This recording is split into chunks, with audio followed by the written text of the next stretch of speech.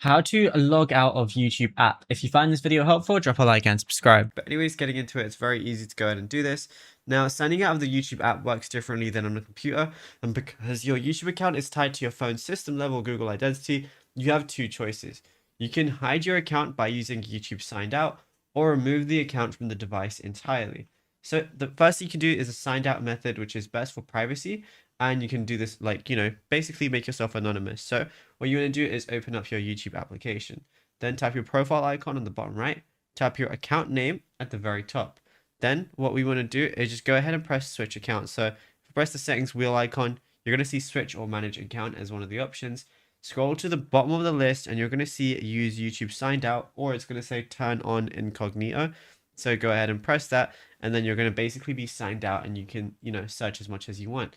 Now, what you can also do is permanently sign out and remove your account from your device. So what we want to go ahead and do is on YouTube, go back there.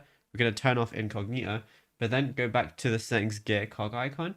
And then you're going to see a lot of options, but we want to click on switch or manage account again, and then go over and press manage accounts, which is at the bottom.